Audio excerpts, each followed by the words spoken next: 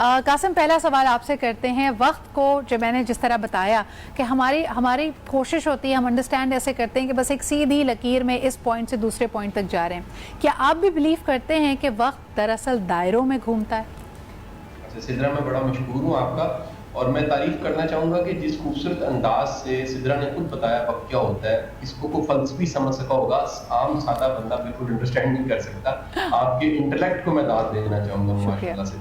اچھا, گزارش یہ ہے کہ کیونکہ آپ میں فنڈنگ سے وابستہ ہیں اور کچھ ایسی ٹرمز ہیں جو آپ میں جانتے ہیں, میں اسے پبلک کرنا چاہوں گا. ہم جو ٹائم ہے اس کے حوالے سے ٹائم لائن تھیوری کو جانیں. ٹائم لائن تھیوری یہ ہے کہ دنیا کے کچھ لوگ ایسے ہیں جو جن کو لگتا ہے جو وقت ہے وہ ہم پیچھے سے آ رہے ہیں اور آگے کی طرف جا رہے ہیں, اور دنیا میں بڑے تھوڑے سے ایسے ریشوز کی کم ہے جو سمجھتے ہیں کہ ہم وقت جو ہے وہ لیفٹ سے رائٹ کی طرف جا رہے ہیں, یعنی ہم اس طرف سے شروع کر رہے ہیں اور اس طرف جاتے جا رہے ہیں. اچھا, ہوتا یہ ہے کہ دونوں کا جو سوچنے کا انداز ہے اور زندگی کو دیکھنے کا انداز ہے وہ بڑا مختلف ہے. ہم اس وقت کو جس کو زمان و مکان کا تصور کہتے ہیں, اور زمان و مکان کا تصور آپ کو دنیا کے ہر لٹریچر میں ملے گا, ایون کہ کتاب اردو میں اویلیبل ہے. اردو لٹریچر میں زمان و مکان کا تصور, یعنی کتابوں میں, فلسفوں میں, شاعری میں آپ کو کہیں نہ کہیں مائتھولوجیز میں وقت کا, زمان اور مکان کا تصور لازمی ملے گا. زمان و مکان کے تصور میں جو ہماری زندگی ہے, اس زندگی کے سارے وقت کو 3 حصوں میں ہم سادہ تقسیم کر سکتے ہیں. ایک گزرا ہوا وقت ہے جو ماضی ہے, ایک وہ جو پریزنٹ ہے جو آنے والا وقت ہے. آپ نے ایک بڑا اچھا جملہ بولا, اس کو میں دوبارہ سے نریٹ کر دوں. وقت کو سمجھنے کے لیے, آج کے وقت کو سمجھنے کے لیے ہمیں کل چاہیے ہوتا ہے. صحیح. ماضی کو سمجھنے کے لیے آج چاہیے. آج کے دن ہم انڈرسٹینڈ کرتے ہیں وہ جو ہوا تھا, وہ جو ملا تھا, وہ جو کھو گیا, وہ جو پا لیا, وہ کیا تھا. بالکل. ہم کبھی بھی وقت, موجودہ وقت میں کوئی معنی نہیں دے سکتے. اور یہ جو انسرٹنٹی ہے یہ حسن ہے. انسرٹنٹی فیئر پیدا کرتی ہے. ویسے انسرٹنٹی جو ہے وہ ایک غیر یقینی حالت سے خوف پیدا ہوتا ہے, پتہ نہیں کیا ہو جائے گا. لیکن یہ جو غیر یقینی حالت ہے یہ حسن ہے, یہ بیوٹی ہے. کہ آپ کی زبان میں, رومی کہتا ہے کہ کتنے ذائقے چکھنی آپ کی زبان میں, اور کتنے ذائقے انتظار کر رہے ہیں وہ آپ کی زبان پہ آئیں گے اور پھر آپ انہیں چکھیں گے. آپ یہ دیکھیں کہ ویسٹ میں ایک بڑا عام فہم بات یہ سمجھی جاتی ہے کہ اگر آپ نے فیل ہونا ہے تو فاسٹ فیل کیجئے, 1 نہیں 2 نہیں 15 بزنسز فیل کر دیجئے, اس کے بعد بھی لوگ اسی ہمت سے آگے بڑھتے ہیں کہ I'm going to start something new and exciting. On the other hand, ہمارے معاشرے میں شاید انوویشن اور کامیابی اس لیے بھی کم ہے کیونکہ ایک اگر انسان کا فیلئر ہوتا ہے ہم اس کو اس فیلئر سے نکلنے ہی نہیں دیتے. ہم بار بار دہرا کے اس کو یقین دلاتے ہیں کہ آنے والے وقت میں بھی کچھ بہت مختلف تم نہیں کر پاؤ گے. اس سوچ کو کیسے تبدیل کیا جا سکتا ہے؟ آپ کی آبزرویشن بالکل ٹھیک ہے. ہمارے ہاں تو یہاں تک ہے کہ جیسے ہی بچہ نرسری سے آیا ہے تو ماں باپ کا دل کرتا ہے کہ ایک ٹیگ لگا دیں, تو اس ٹیگ کے ساتھ وہ ساری زندگی جیے, جبکہ زندگی کے پیراشوٹ نے وقت کے ساتھ کھلنا ہے. بالکل. وقت کے ساتھ پتہ لگنا ہے کہ یہ کیا ہے اور کس طرح ہے. میں یہ گزارش کرنا چاہوں کہ آپ زندگی میں تمام وہ چیزیں جو آنکھوں سے دیکھتے ہیں ان کو بھانپنا, جانچنا, سمجھنا سب سے آسان ہے. بالکل. ایک گاڑی اچھی ہے یا بری ہے, ایک نیا ماڈل پتہ لگ جاتا ہے, لیکن انسان خود کیا ہے اور اس کے اندر ممکنات کتنے ہیں, اس میں پوٹینشلز کیا ہیں, اس کی اسٹرینتھ کیا ہے, اس کا ٹیلنٹ کیا ہے, اس کو کئی سال لگتے ہیں. اور آپ کو ان طرح کی غلطیوں کے بعد پتہ لگتا ہے کہ میں کیا ہوں. کتنی غلطیاں آپ کو سکھاتی ہیں کہ آپ اس سے جو وزڈم لیا آپ نے, وقت ضائع کر کے, انرجی لگا کے, پیسے برباد کر کے, وہ وزڈم شاید ملینز پیسوں میں ضائع ہوتا ہے لیکن اس وزڈم کی ویلیو بلینز میں ہوتی ہے.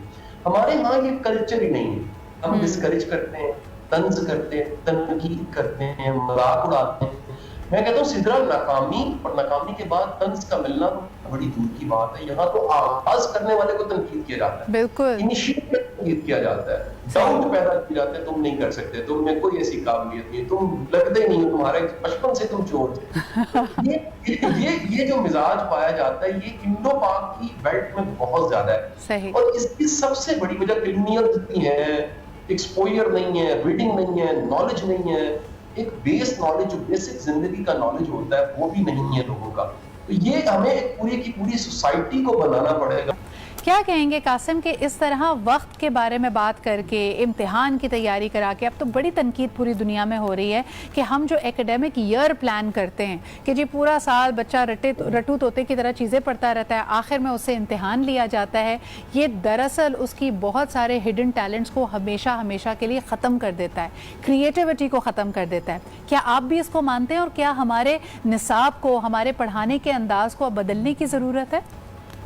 سدرا سب سے بڑا چیلنج یہ ہے کہ ہمارا پورا سسٹم، ہمارا نصاب، ہمارا معاشرہ، ہمارا یہ پورا نظام جس کو ہم دیکھ رہے ہیں، یہ مائنڈ فلنس کو چھینتا ہے. یہ کبھی بھی فیسیلیٹیٹ نہیں کرتا کہ آپ مائنڈ فل ہو کے پانی کا گلاس اسے پکڑیں، صرف پانی کا پئیں، کافی کو انجوائے کر سکیں، مومنٹس کو انجوائے کر سکیں. آپ ٹریجڈی دیکھیے، یہ میں نے کویشچنز بڑے بڑے فورمز پہ میں نے ریز کیا ہے کہ ہمارے بڑے بڑے قابل لوگ، انہوں نے اپنے بچوں کی معصومیت کو انجوائے نہیں کیا ہوتا. بڑے لوگوں نے اپنے رشتوں، اپنے ساتھ کو انجوائے نہیں کیا ہوتا. بڑے لوگوں نے اپنے بزرگوں کی کمپنی کو انجوائے نہیں کیا ہوتا. سب کچھ ہوتے. میں کہتا ہوں کئی لوگوں کے پاس بڑے بہترین وسائل، گھر، گاڑی اس وقت ہمیں سن رہے ہوں گے ہے، لیکن اس کے ہونے کا احساس نہیں ہے، وہ مائنڈ فل نہیں ہے، ان کا مائنڈ کہیں ہو رہا ہے. تو آج دنیا نے آسان کر دیا ہے اور بتا دیا ہے کہ مائنڈ کی ٹریننگ ہو سکتی ہے اور بڑی آسانی سے ہو سکتی ہے. اگر ہم بچوں کو نصاب میں، اگر دیکھیں نا یو کے جیسا کنٹری، پچھلے سال انہوں نے جو مینٹل ہیلتھ ہے اس کو سبجیکٹ متعارف کروا دیا اسکولز میں، اور 340 اسکول میں وہ سبجیکٹ کے طور پہ متعارف ہونے کے ساتھ سینکڑوں ٹرینر جو یہ سکھا رہے ہیں مینٹل ہیلتھ کتنی ضروری ہے، کتنا ضروری ہے. کیا کہیں گے کس طرح اب 2020 کے بعد، اس پینڈیمک کے بعد، زیادہ احساس والی، کمپیشن والی کمپنیز کی بنیاد رکھی جا سکتی ہے؟ اچھا دیکھیں سدرا، ایک بڑی پرانی تھیوری ہے، میں اس کو یہاں ریوائز کرتا ہوں. 3 چیزیں زندگی میں اگر ایک وقت میں تینوں چیزیں ہوں تو آپ لائف کو انجوائے کرنا شروع کر دیتے ہیں. ایک آپ کے پاس وقت ہونا چاہیے، دوسرا انرجی ہونی چاہیے، وہ باڈی کی انرجی ہے، سول کی انرجی، اور تیسرا آپ کے پاس پیسے ہونے چاہیے. یہ تینوں کا کمبینیشن جب بھی آپ کے پاس ہوگا آپ لائف کو زیادہ انجوائے کریں گے. ٹریجڈی کیا ہے؟ زندگی کی ابتدا کے سالوں میں 20-25 سال کی عمر تک ہمارے پاس انرجی کی انتہا ہوتی ہے، وقت کی انتہا ہوتی ہے، پیسے کوئی نہیں ہوتے. اس کے بعد کے وقت میں اگلے 25 سال میں ہمارے پاس انرجی ہوتی ہے، ہمارے پاس پیسے آ جاتے ہیں، ہمارے پاس وقت کوئی نہیں ہوتا. اور اس کے بعد جو آخری 20-25 سال ہوتے ہیں اس کی ٹریجڈی دیکھیے. ہمارے پاس وقت بھرمار ہوتی ہے، ہمارے پاس پیسے کی بھی بھرمار ہو جاتی ہے، لیکن ہمارے پاس انرجی کوئی نہیں ہوتی. سیب ہاتھ میں ہوتا ہے لیکن دانت نہیں ہوتے جس کو کھایا جاتا ہے. بالکل. گڈ لک کیا ہے؟ میں بتاؤں یہ پینڈیمک میں نا سب کو سوچنے پہ مجبور بھی کیے ہیں. بڑے لوگ ایسی، میں شروع سے کہہ رہا ہوں کہانیاں ملیں گی ہمیں کہ کئی لوگوں نے نوکری چھوڑی اور کاروبار کی امپائر اسی ٹائم میں کھڑی کی. کئی لوگ نئے بن کے، اجلے بن کے، پہلے سے زیادہ افیکٹو بن کے مارکیٹ میں کچھ سالوں کے بعد یا کچھ مہینوں کے بعد نظر آئیں گے آپ کو. گڈ لک یہ ہوتی ہے کوئی سمجھ آئے ان 3 چیزوں کو میں نے رائٹ ٹائم پہ اکٹھا کرنا ہے. دیکھیں سدرا، آج ہم 60 یا 62 پہ ریٹائر ہونے کی بات پاکستان میں کر رہے ہیں.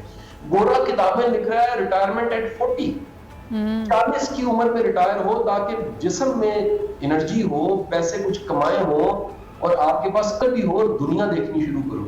ہم ساری زندگی چیزیں اکٹھی کرتے ہیں اور جب خرچنے کا وقت آتا ہے تو ہمارے پاس وہ توانائی نہیں ہوتی جس سے اس کو خرچا جا سکے. گڈ لک یہ ہے کہ اس محدود زندگی کو محدود سمجھتے ہوئے مومنٹ کو مومنٹ جینا شروع کیا. قاسم کیا کہیں گے کہ لوگوں کو آپ کیا مشورہ دینا چاہیں گے کہ جب بھی ہمارا ذہن وسوسوں میں، نیگیٹو تھاٹس میں تتر بتر ہونے لگے تو اس لمحے میں واپس آنے کی، یعنی اس مومنٹ میں واپس آنے کی بہترین ٹیکنیک کیا ہے؟ یہ ذرا ٹپس دیں لوگوں کو. اچھا دیکھیے سدرا، زندگی کا سادہ اصول تو یہ ہے کہ ایک مقصد ہونا چاہیے اور اپنی ہر طرح کی انرجی اس پہ لگا دینی چاہیے. اس سے آپ کہہ لیجیے سکون میں رہتے ہیں، اطمینان میں رہتے ہیں. صحیح. لیکن مائنڈ فل رہنے کی ایکسرسائز کرنی چاہیے. یہ آپ اگر کوئی بھی یوٹیوب کرتا ہے اور اس کو تھوڑا سا سرچ کرتا ہے تو بے شمار ایکسرسائزز مل جائیں گی اس کو یوٹیوب پہ، اور بڑے آرام سے آپ 10 منٹ میں پریکٹس کر لیتے ہیں. آپ کے مائنڈ کو ریہرسل مل جاتی ہے کہ میں نے مائنڈ فل کیسے رہنا ہے. پرابلم یہ ہے کہ ہم ہر وقت سکیٹرڈ ہیں، ہمارے پاس کرنے کو، یعنی وہ کثیر المقاصد زندگی بن چکی ہے. جب اتنے مقاصد ہیں اور اتنی چیزیں آپ نے اپنے سامنے رکھی ہوئی ہیں تو پھر فوکس اور مومنٹس کو انجوائے کرنا آپ کے لیے بڑا مشکل ہو جاتا ہے. تو ایک تو آپ کی زندگی میں ون تھنگ ہونی چاہیے، جسے گیری گیلر دی ون تھنگ کے نام سے کتاب بھی لکھتا ہے، اور وہ کہتا ہے کہ جنہوں نے ایک چیز پکڑی ہے وہ آسانی میں ہے، بلے شاہ کہتا ہے ایک کو الف تیرے درکار ہو. ایک کو الف تیرے درکار کا مطلب یہ ہے کہ آپ اپنی زندگی میں وہ چیزیں سامنے رکھیے جو بڑی امپورٹنٹ ہے اور باقی تمام چیزوں کو اگنور کر دیجیے. لیکن اس کے ساتھ مائنڈ فل رہنے کی آپ ریگولر کوئی ایکسرسائز کیجیے, اس کو سیکھ لیجیے.